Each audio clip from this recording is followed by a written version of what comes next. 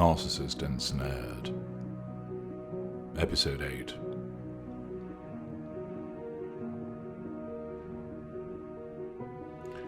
We will do the presents in a minute. I have to have you. Please just fuck me. It's been too long.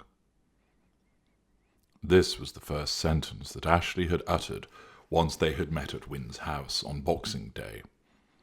He had enjoyed himself tremendously at his brother's house, with all of his immediate family meeting there. His brother had excelled himself with his hospitality as usual. They played various games, revelling in the pretend absent-mindedness of their father as he lay before the large fire. He wished that Ashleigh was with him. His family would love her. He had told them all about what had been happening as they ate lunch. He had kept his phone on the table, ready to answer any text from Ashleigh, and they came, although this irritated his sister, who tried to confiscate the device. He had spoken to Ashleigh twice on Christmas Day. Once in the late afternoon, when he went for a walk to try and reduce the impact of the copious amounts of Christmas pudding that he had devoured. They then spoke again in the evening, which meant he missed saying goodbye to his parents and sister, as they were not staying at his brother's like he was, overnight. During the second call, Ashleigh suffered one of her meltdowns again, crying into the phone and querying whether she had done the right thing.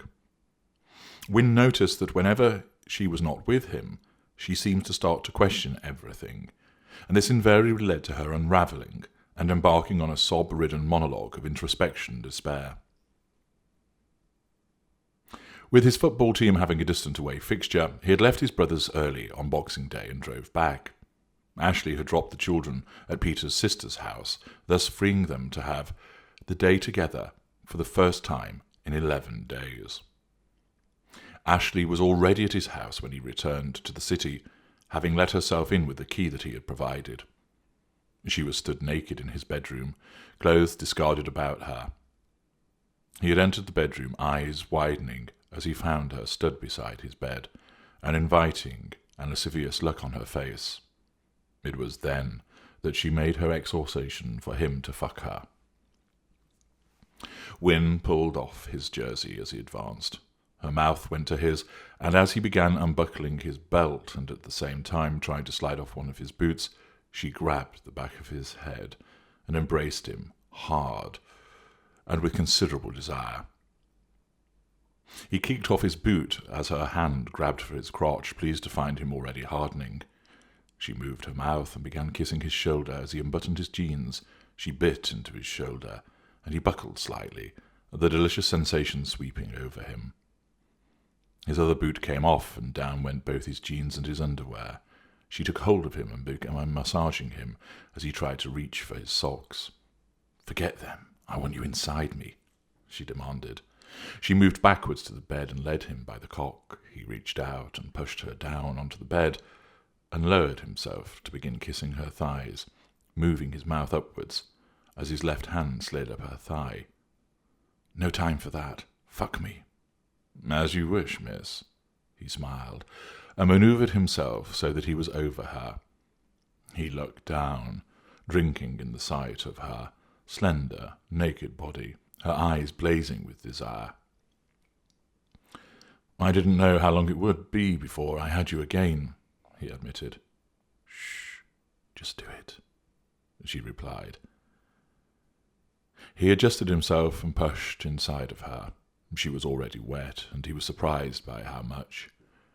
He thrust, and she opened her mouth in delight and almost surprise, as if she didn't expect it to feel so good.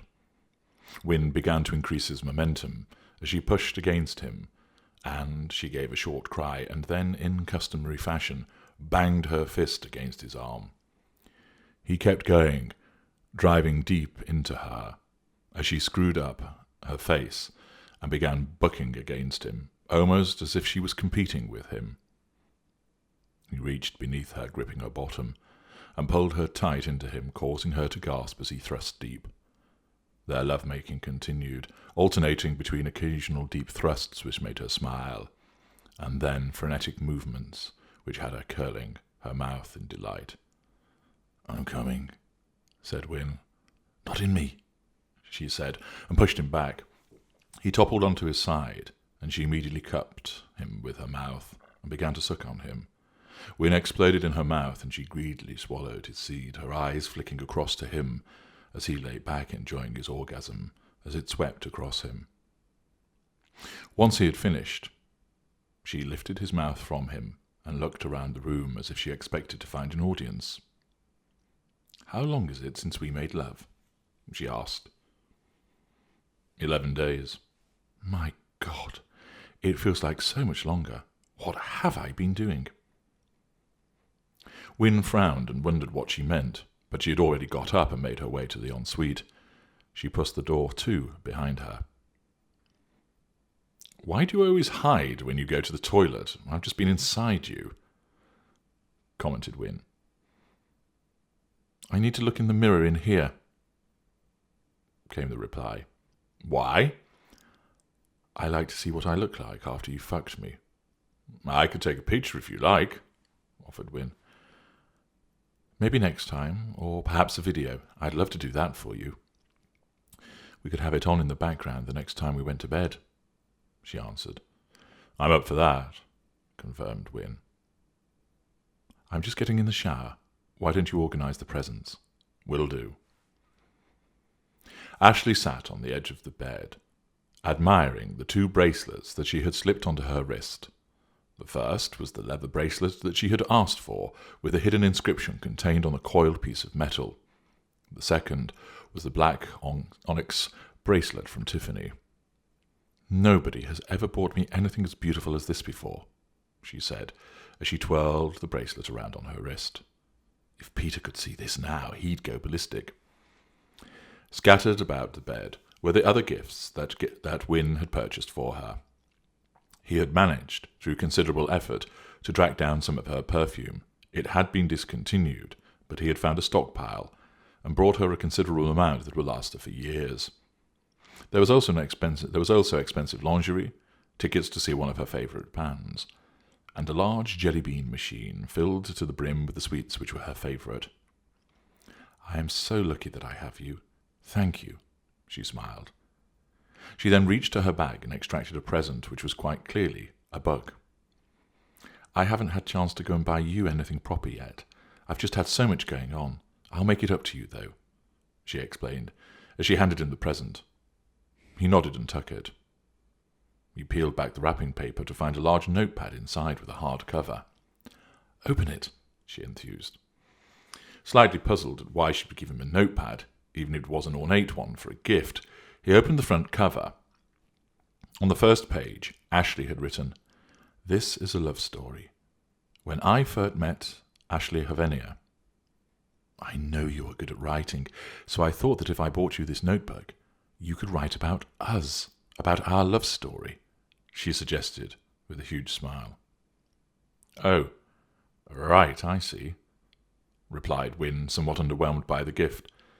"You don't like it, do you?" "I do. It's just quite a surprise."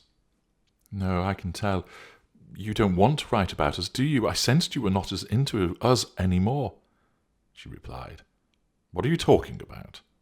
asked Wynne. "You aren't into us as much. I can tell." "How? I haven't changed at all in how much I adore you and love you," protested Wynne. "I can just tell." Ashleigh turned away from him and stared at the floor. "Ashleigh, what's wrong?" She remained sat still and silent. Wynne tried to place a hand on her shoulder, but she shrugged him away. "Ashleigh, what is it? I don't understand. I feel the same way about you as I always have done. I can't understand how on earth you can suggest that I'm not into us in the same way. It doesn't make any sense." "Are you saying I'm talking nonsense now?" she remarked. "No, I didn't say that at all, did I? I'm just pointing out that you have said I am not into us as much, but there's no evidence of that, is there?" "Ah, so now you are saying I am lying," she responded. "Jesus, no, I'm not saying that." "Yes, you are. For the love of God, I am not saying that you're lying. I'm just saying that I don't understand." "Are you trying to make out that I'm playing mind games with you, Ian? I'm not. That's the type of thing that Peter would say. I'm beginning to wonder if I've just swapped one man for a similar one." "Oh, come on, Ashleigh, that's not fair. I'm not like that bastard at all," protested Wynne. "I'm not so sure." "How can I be like him? I love you. I care for you. I bring you lunch and I top up your phone. I bought you all these gifts, remembering your favourite items. I've tried to shield you from his horrible ways towards you. I rang your mum and sorted a lawyer when you asked me to do. I'd do anything for you. Maybe I should just go home. No, don't do that. This is our first proper day together since you left Peter. This is a special day. Don't spoil. Wynne's voice trailed off as he realised that he had said the wrong words. Don't spoil it? I am spoiling it, am I? Ashleigh's voice rose. She stood up. The bath sheet still wrapped around her and began pointing her finger at Ian. I am the one who has to put up with years of abuse. I am the one who has had to patch things up when he's caused carnage. And now you say I'm spoiling things?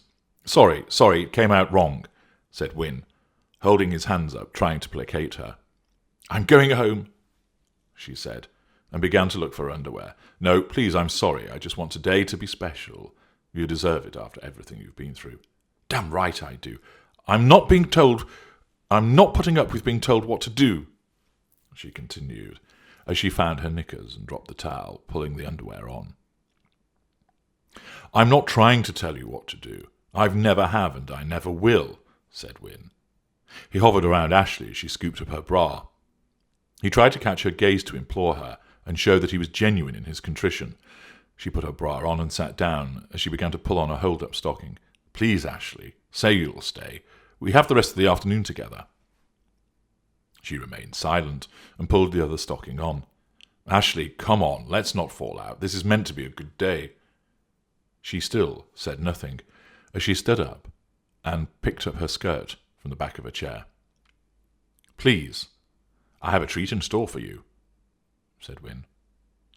Ashleigh halted in adjusting her skirt and for the first time turned to look at Wynne. A treat? For me? Yes, you'll love it. What is it?